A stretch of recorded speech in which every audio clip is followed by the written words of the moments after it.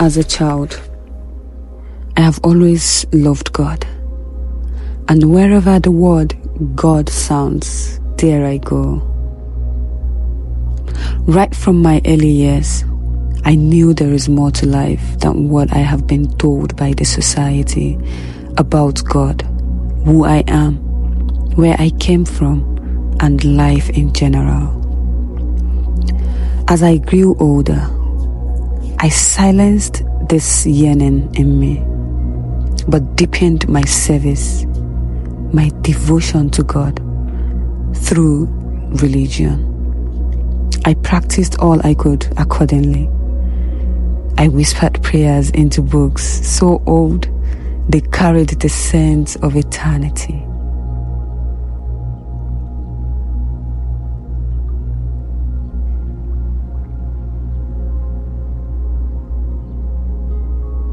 I wasn't joking with God. I was very serious, humble and sincere. I fasted, obeyed, served, and sacrificed. I silenced a part of me that I thought was not needed in the society. Just to feel worthy, I conformed to the things of the world. But at some point, life built up pressure. Life reminded me of how much I don't belong to this world through loss, rejection, betrayal, and trauma. Everything disappeared, but something gentle yet restless began to knock from inside. Not rebellion, not ego, but a sacred whisper that said, there is more.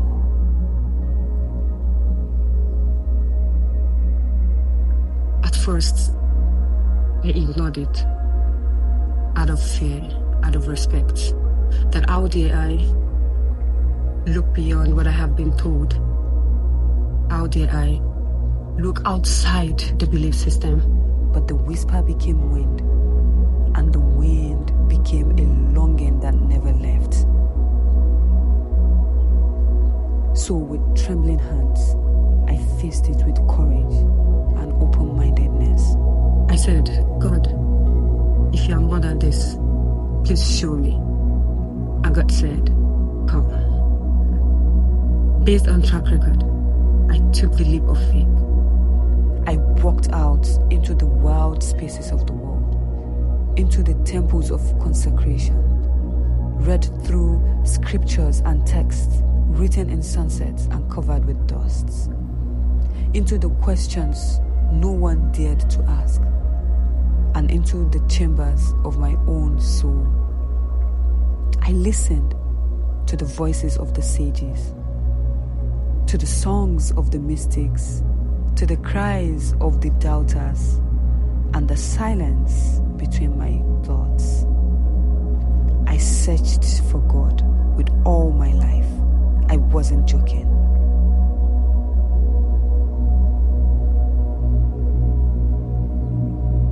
It was rough and tough, scary and fascinating at the same time. At the gate of discovery, my warrior mode was activated because I realized how wicked the art of human is. I resisted and wanted to counter, but I discovered that love is the ultimate ruler of all creations and the only way to conquer. So I surrendered to love and flow with the divine. I dropped the armor. I laid down the fight to be right. I dared to search and sit with God like a child again.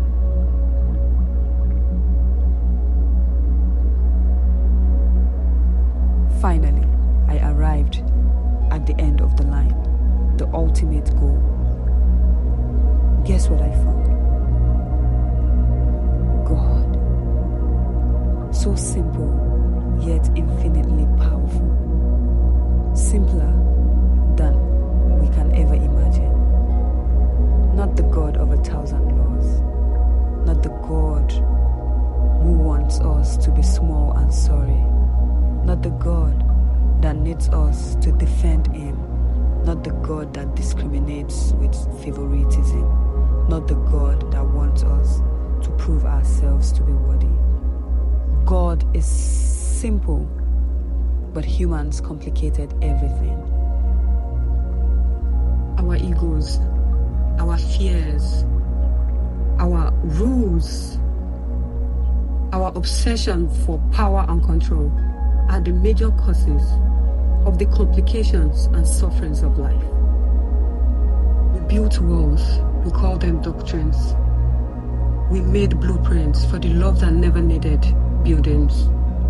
We turned the infinite to institutions. We demonized the paths that are meant to be light for us.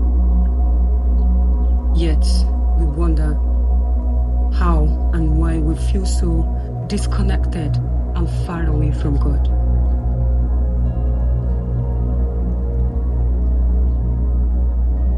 At the end of everything, after all the searching, after all the books, the tears, and the reckoning, I realized something that unmade me and remade me.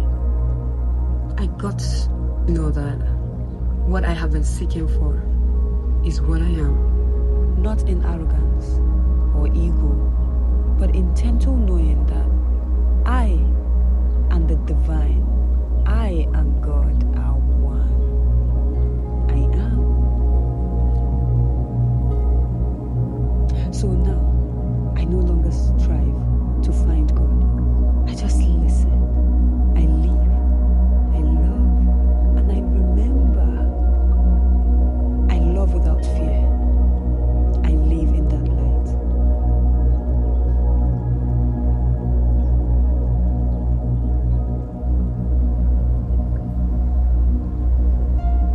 I adore the path that led me here. And I bless the people that served as lessons and blessings in the course of my journey. Now I can say that I walk in the light of the God in me. I walk as the echo of the one I once searched for. I am Òkìkí Jésù, Ọmọ Kò Di Láíláí, an emanation of God, the divine, the infinite consciousness, the source of all that is. I hope my story sparks something from within. Peace.